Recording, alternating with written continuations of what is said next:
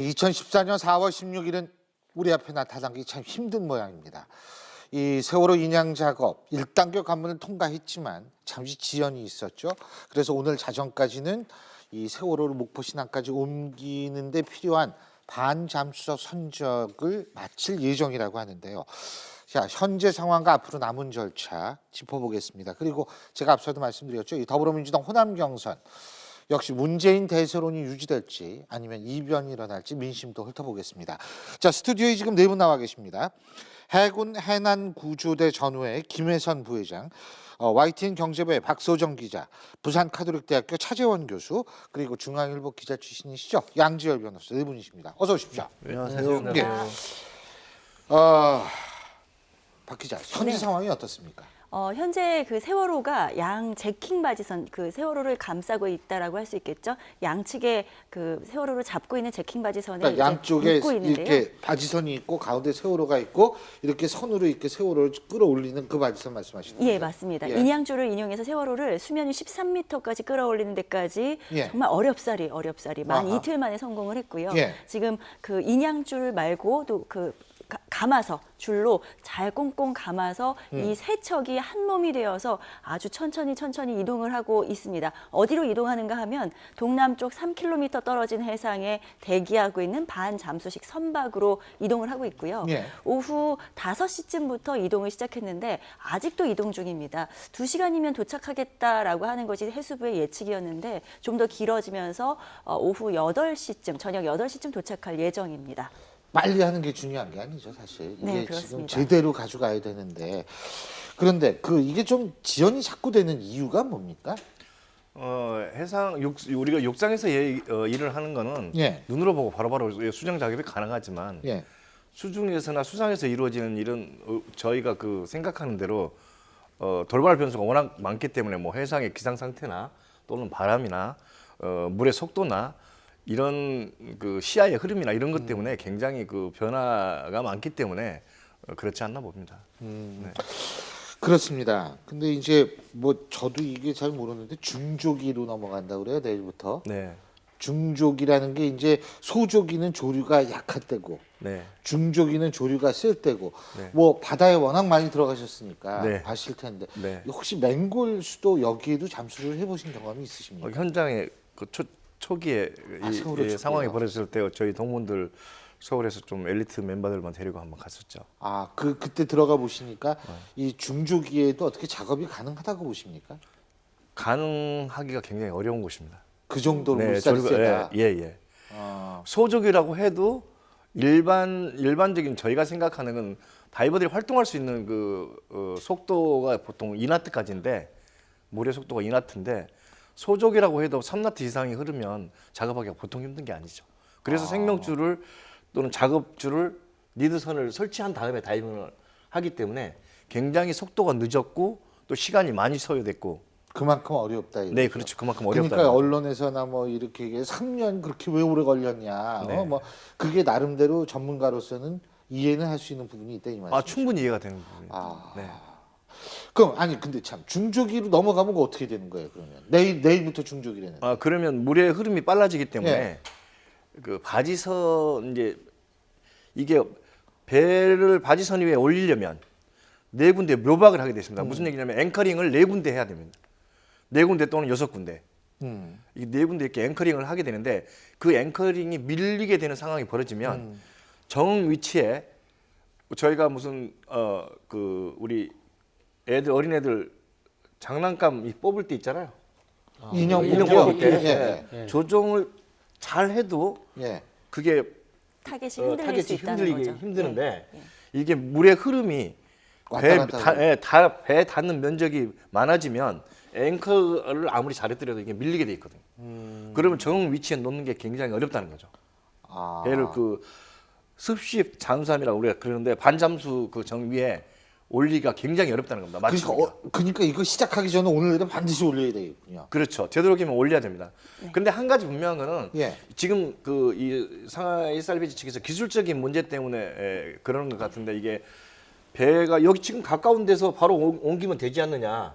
왜 거기가 또 3km 그렇죠. 한참 옮기느냐? 가고 옮기냐. 이런 의견을 많이 들었는데 제 개인적인 의견을 피력하자면 거기 위치가 물의 흐름이나 제일 파도의 약하다. 잔잔함이나 바람의 방향이나 이런 게 아하. 가장 놓기 좋은 위치이기 때문에 그쪽으로 옮기지 않나 네. 이렇게 생각하는 거죠. 지금 바로 가까운데 작업하는데 바로 옮기면 일이 쉽게 끄는데 굳이 시간을 끌어서 여기까지 왜 옮기냐 이럴 필요가 없는 겁니다. 그래서 거기가 작업하기 환경이 좋다. 가장 좋은 현상이고 이제 좀 이해가 되네요. 네, 중족이라고 해도 작업이 가능하기 때문에 그쪽으로 아하. 옮기는 거 아니냐. 저는 이렇게 판단하는 거죠. 예, 예. 맞는 말씀이고요. 그 인양 추진단이 오늘 브리핑을 한 내용으로는 당초에 그 1km 떨어진 해상, 북동쪽 해상에 원래 옮기려고 했었거든요. 네, 그렇죠. 그쪽으로. 네. 그런데 그쪽 장소가 아니라 남동쪽 3km 떨어진 지점으로 위치를 옮겼습니다. 아하. 반잠수식 선박이 대기하는 지점을요. 예. 그래서 왜 바뀌었냐라고 질문을 했더니 조류의 흐름이 이렇게 이쪽으로 흘러가는 흐름입니다. 남동쪽으로 흘러가는 흐름에 맞춰서 조금 더 배를 이동하기 쉽도록 3km 좀 더 긴 거리로 떨어져 있는 것이지만 조류의 흐름이 그쪽으로 자연스럽게 흘러가기 때문에 그쪽으로 이동을 하는 것으로 결정을 했다. 기술적인 면을 모두 다 그 제반 여건을 고려를 해서 결정을 했다고 했고요. 이곳이 이른바 안전지대라고 할 수 있겠습니다. 지금은 맹골수도 정말 그 조류가 산악기로 유명한 곳에 있는데 이곳에서 조금만 더 떨어지면 아무래도 조류의 흐름을 덜 받을 수 있는 곳으로 이동을 시킨 것으로 볼 수가 있겠습니다. 예. 역시 그러니까 이게 안전이 제일 중요한 거 아니겠어요? 당연히 그렇죠. 지금 무엇보다도 국민들이 조마조마해서 바라보는 게 지금 3년 만에 1073일 만에 겨우겨우 저 참 안타까운 모습으로 세월호가 모습을 드러나는데 혹시라도 인연 과정에서 혹시 반잠수함에 실는 과정에서 다시 한번 만약에 불행한 일이라도 일어나게 되면 그 충격은 너무 감당하기 그렇죠. 어려운 상황일 예. 거라는 거죠. 미수자 가족들이 지금 기다리고 있지 않습니까? 목을 놓고. 자, 기술적으로 우리가 볼 때요. 반잠수 선에 이제 올릴 때 좀 있으면 자정에 뭐 이거 올린다 그러는데 네. 그때 제일 또 조심해야 되는 거 아니에요, 이거? 이 뭐 가장 부딪히거나. 어려운 작업. 그죠? 예, 예. 맞습니다. 예상되는 어려움이 어떤 게 있을까요? 일단은 지금 큰 고비를 넘어왔거든요. 예. 가장 처음에 시작할 때 큰 고비가 바닥에서 떼어내는 작업이었습니다. 네. 그러니까 쉽게 표현하면 빨판을 떼는 것처럼 이게 굉장한 늪에 빠진 장마 뽑는 거나 마찬가지죠. 예, 맞습니다. 예, 굉장한 그 수만 톤의 압력으로 예. 내리누르는 물의 압력도 이기고 세월호의 무게까지 이겨서 예. 엄청난 압력을 이겨내서 아하. 빨판을 떼어내는 듯한 이 어려운 작업을 성공하는 데 있어서 큰 산을 넘었고요. 두 번째 산이 이제 인양하는 수면 위로 13m까지 부상시키는 작업이었는데 이 과정이 생각보다 굉장히 오래 걸렸습니다. 당초에 아무리 길어도 하루 안에는 끝낼 거라고 얘기를 했는데 이틀 넘게 걸렸거든요. 그리고 나서 이제 세 번째 고비가 무엇인가 하면 반잠수식 선박 위에 세월호를 올려놓는 작업입니다. 왜냐하면 이 작업이 굉장히 정밀하고 정교하게 그래야겠죠. 신중하게 이루어져야 하는 것이 딱 맞아 떨어져야 하거든요. 여유분이 그렇게 많지는 않습니다.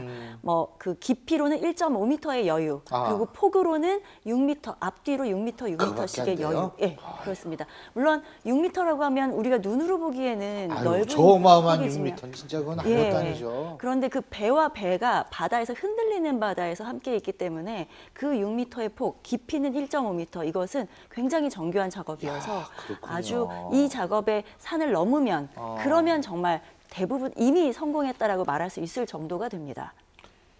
네, 올리는 과정에 예. 저게 그 세월호 자체가 이제 옆으로 비스듬히 누워 있는 거기 때문에 그 부분 발라스트 부분을 계산 안 하고 할 수가 없어요. 제가 올려도 마찬가지 이 반잠수함도 안전하게 목포 신항까지 이걸 이송을 하려면 세월호 발라스트를 세월호를 올린 상태에서 물속에서 발라스트를 맞춰가지고 이동을 해야 됩니다. 왜냐하면 배 무게가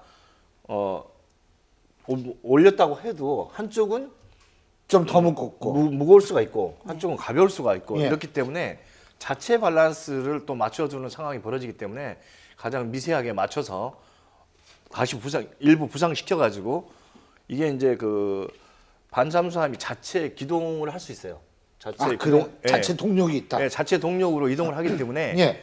뭐 지금처럼 다른 어떤 옆에 있는 배가 끌어서 가는 이런 건 아니거든요. 유도선이 끌고 가는 게 아니기 때문에 자체로 운행하기 때문에 그러면 자체를 끌고 갈 때 이게 발라스트가 안 맞으면 넘어지거나 또 어떤 기울이거나 이러면 다른 위험에 노출될 수 있습니다. 그래서 다시 발라스트를 맞춰서 아마 끌고 갈 거라고 생각하고요. 어쨌든 목포까지 오래 걸린다 그러더라고요. 네, 이게 87km 떨어져 있어가지고요. 네, 시속으로 따지면 보통 나트수로 따지면 한 8나트 정도의 속도를 유지하는 거고요. 그럼 얼마나 배 자체가. 걸려요? 그럼 우리가 시속으로 따지면 한 16km. 그럼 한 8시간? 네, 그 정도. 계산으로 따지면 한 그 정도. 빠르면 8시간, 네, 아니면 8시간, 10시간 아, 안팎. 10시간. 예. 이 정도 걸리는 거죠. 근데 왜 팽목항 놔두고 거기까지 갈까요?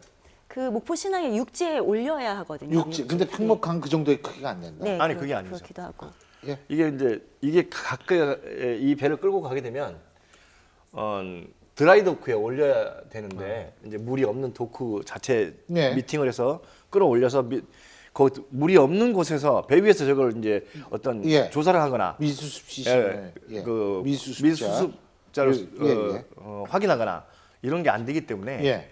그거를 드라이 도크에 올린 상태에서 안전하게 올려놓고 그 육상에 있는 장비 가지고 무너지거나 뭐 아까 말씀드렸지만 구멍을 파공을 해가지고 그 시신을 수습하거나 이런 절차를 거쳐야 되기 때문에 목포 신항으로 갈 수밖에 없는 상황. 그러니까 팽목항은 그 수심이 얕아서 그 저까지 접안하기가 힘들다고 그럽니다. 그러니까 목포 신항이 수심도 깊기 깊고. 때문에 접안도 되고 또 세월의 무게가 상당한 수준이기 때문에 그 부두를 매립해서 하지 않습니까? 그 부두 자체가 하중을 견뎌내야 되는데 팽목항은 그 정도의 그 견뎌낼 정도의 하중을 버틸 정도의 그 매립 상태가 아니라고 그러네요. 그렇기 때문에 목포항으로 가고 아하. 또 상당히 넓은 규모의 배우지가 필요하기 때문에 그래서 여러 가지를 고려해서 목포 신항으로 옮기게 된다. 박 기자, 선체 수색을 하는 팀은 따로 있겠죠 지금? 네, 그죠? 대기를 하고 있습니다. 대기를 하고 있죠. 예. 그것도 쉬운 일은 아닐 겁니다. 네, 그렇습니다. 목포 신항으로 옮기고 나면 이게 육지로 이제 배를 완전히 올리는데도 예. 또 한참 시간이 걸리거든요. 그런 다음에 이제 선체 수색이 시작되는데 바로 시작되는 건 아니고요. 배가 도착하고 나면 이제 가족들이 아무래도 너무너무 절절하게 그리고 있었기 때문에 가족들과 함께 종교 의식도 진행이 된다고 하고요. 그런 다음에 선체 수색이 시작되는데 이 수색 방법이 아직 확정이 되지 않았습니다. 방법이란 자르느냐 어떻게 그거 말씀하시는 예, 거예요? 맞습니다. 일단은 현재 정부가 밝혔던 선체 수색 방법은 많이 미수습자가 예. 있을 것으로 예상되는 선미 쪽의 객실을 잘라서 그 부분만 세운 뒤에 수색을 하겠다는 거거든요. 하지만 이 부분에 대해서 또 유가족들의 반대가 있습니다. 왜냐하면 선체를 훼손하는 부분이기 때문에 또 세우는 과정에서 수습자들이 엉키고 뭐 뻘에 예. 막 섞이면서 시신이 훼손됐을 가능성도 있기 때문에 이거를 통째로 세워야 한다는 의견도 있고 아니면 세우는 것 자체를 하지 말고 그냥 구멍을 뚫어서 그 다음에 수색을 하자 이러는 의견들도 있습니다. 그래서 이 부분은 선체조사위원회가 이제 곧 출범될 예정이거든요. 그래서 이 조사위원회에서 협의를 해서 결론을 내린 뒤에 그 다음에 방법을 결정합니다. 근데 이게 올라오면은요 물이 빠지면서 그죠? 이 안에 있던 물이 빠지면서 격실이라든 네. 이런 거를 수압이 빠지면서 이게 무너지거나 이럴 가능성이 있는 거 아니에요? 원래 그 조선소에서 만들었을 배는 예. 그럴 확률이 거의 없는 거고요. 아. 이게 뭐 증축축 과정에서 어떤 연약하게 용접을 했거나 또는 뭐 합판이나 뭐 이런 자재를 썼을 경우에 그럴 확률이 있습니다. 뭐 또 수압이나 이런 거에 의해서 밀려 나올 확률이 있지만 그렇다고 해서 제 개인적인 견해는 이게 전체가 무너져 내릴 거라는 생각은 그렇지는 않을 것이다. 그렇지는 않습니다. 않을 것 같아요.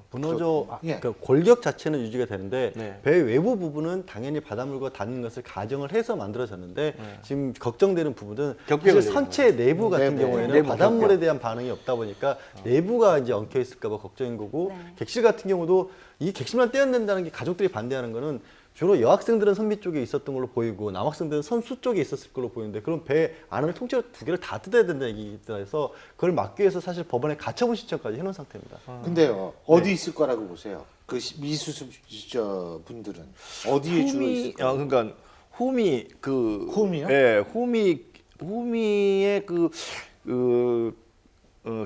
격실이 어느 정도 있는지 모르겠지만 그쪽에 홈이 쪽에 있지 않을까. 그러니까 다이버들이 지금까지 가서 전혀 여기 어떤 뻘하고의 어떤 마찰 때문에 갈 수가 없어요. 갈 수 없는 곳 그곳에 남아 있지 않을까라는 생각을 하고 있죠. 가장 수색하기 어려웠던 7개월간의 수색 작업에서 거의 그쪽에 수색을 손을 거의 못 댔기 못했던 때문에. 그 부분에 몰려있지 않을까라는 예측을 하고 있는 거예요. 그게 홈이군요. 네, 그렇습니다.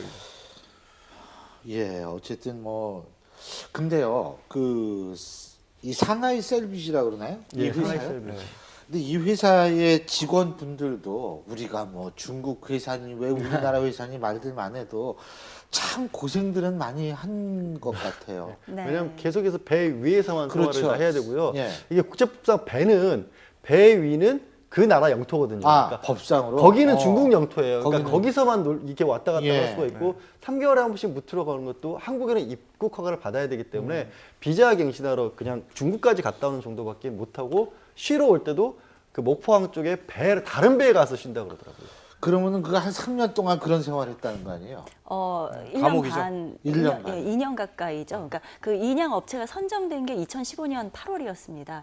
그러니까 벌써 뭐 2년은 안 됐고 한 1년 7개월 가량 됐는데, 네, 그러면서 그 많은 또 실패와 연기와 이런 우여곡절을 많이 겪었거든요. 사실 그 선체 인양 시도를 했던 게 이번이 처음은 아니었습니다. 1년 전 2016년 4월에 시도를 했었고, 그때는 플로팅 도크 방식으로 시도를 했었죠. 그런데 그걸로 배를 들어올리는 과정에서 실패하고 또 떨어뜨리게 되고, 그러면서 선체가 찢기고 훼손되기도 하고요. 그러면서 결국은 또 겨울이 와서 이 인양 방식을 바꿨습니다. 플로팅 도크라고 해상 크레인으로 끌어올리는 방식을 썼다가 이것이 또 위험성이 워낙 크다 보니까 이번에 시도하고 있는 제킹 바지선, 양쪽으로 제킹 바지선을 2대를 대는 방식으로 바꿨고요. 그런 과정에서 비용도 많이 발생하고 또 시기도 많이 늦어졌습니다. 배 위에 오래 생활을 하셔본 적이 있으실 거 아니에요? 한 1년 2개월 정도. 1년 배 위에만요? 예, 항상 그 정도. 그러면은 그 무트로 올라오면 굉장히 힘들죠? 감옥이죠. 배 위가 감옥이죠? 예, 배 위가 감옥이죠. 야, 그래도 스트레스로 인해서 굉장히 힘든 부분이죠. 스트레스, 더군다나 네. 이게 뭐 또 물에 들어가서 작업을 하시는 분들은 또 더 스트레스 많이 받을 텐데. 네, 지금의 함정은 해군 함정은 예. 이제 워낙 많이 진수가 되어 있고 많이 나와 있지만, 옛날 같은 경우는 지금 미국에서 그 DD 클래스라고 하는데 6.25 때 쓰던 함정이 저희가 갖다 쓴 옛날엔 건데, 그거 썼다. 불과 몇 년 전까지만 해도 그런 상황이었는데, 이게 배가 워낙 없다 보니까, 경비함이 많이 없다 보니까 그게 한번 나가면 부식을 공급받으면서 그 자리에 경비를 써야 되는 상황이 벌어지거든요. 그렇기 때문에 이제 그 해군의 출신들은 거의 다 훌라라는 포커나 이런 거를 권장하기도 합니다. 왜? 스트레스 받기 때문에 쉬는 시간에 그걸 할 수 있도록 여건을 조성해 주기도 하고 그렇게 했는데, 요즘에는 그렇게 안 하는 거죠. 그럼 우리 저 부회장님은 이 상하이 서비스 직원들이 얼마나 힘들었는지를 잘 이해하시겠네요. 예. 아까 말씀드린 감옥이랑 마찬가지죠. 근데 이게 더군다나 기름까지 흘렀다는 거 아니에요? 네. 그래가지고 지금 미역 양식장, 거기가 원래 그 청정 그 미역이 유명한 지역인데, 네. 그래서 지금 요번에 요거 그 수확 처리라 그러더라고요, 미역이. 네. 그래서 상하이 셀비지가 사과를 했다고는 하지만 이 어민들의 또 피해가 좀 크지 말아야 될 텐데라는 네. 걱정을 하시는 분들도 많을 거예요. 네, 그래서 지금 방제 작업을 예. 계속 벌이고 있습니다. 인양 작업과 동시에 진행을 예. 하고 있고요. 방제선을 16척을 투입해서 음. 방제 작업을 벌이고 또 기름들을 막는 그 예. 펜스도 설치는 했거든요. 하지만 또 어민들이 그 피해가 우려되는 부분을 굉장히 걱정을 하고 있습니다. 예. 물론 상하이 셀비지가 이래저래 고생도 많이 했지만 네. 논란도 많습니다. 아무래도. 네, 그동안 너무 많은 시행착오를 겪었고, 네, 거기 너무 지연됐고요. 받은 돈보다 더 쓴 거 아니에요, 그러면? 네, 그랬습니다. 그죠? 사실 우리나라가 지불한, 우리 정부가 네. 지불한 금액은요, 총 다 해서 셀비지에게 916억 원을 아. 줬습니다. 계약 금액이요. 네. 그런데 현재 상하이 셀비지가 쓴 돈이 2천억 원에 달한다, 이런 이야기가 전해지고 있거든요. 근데 물론 상하이 셀비지 입장에서는 손해이긴 한데, 하지만 이 세월호라고 하는 사상 초유의 인양 작업을 만약에 성공을 해내면 세계적으로 굉장히 명성을 얻게 되거든요. 그래서 그런 부분에서 손해는 또 아니다라는 말도 있고요. 지금 예. 근데 그 부분을 가지고 앞으로도 조금 우리 정부하고도 마찰이 있을 가능성이 있는 게, 이 상하이 셀비 측에서는 본인들이 이제 처음에 인양 방식을 바꿀 정도까지 됐던 이유 중에 하나가 해수부에서 처음에 제공을 해줬던 정보 자체가 좀 잘못돼 있었다고 주장을 하고 있거든요. 바닷속에 이렇게 지방 상태라든가 아니면 배가 고쳐 있는 상태가, 그걸 가지고 나중에 이제 우리 쪽에 오히려 손배 청구 같은 걸 할 가능성도 있습니다. 근데요, 지금 이렇게 보실 때 이 정도의 큰 배를 침몰한 걸 끌어올린 역사가 있습니까? 해난사에서? 국내 기술로는 거의 없고요. 국내 말고 외국사래요.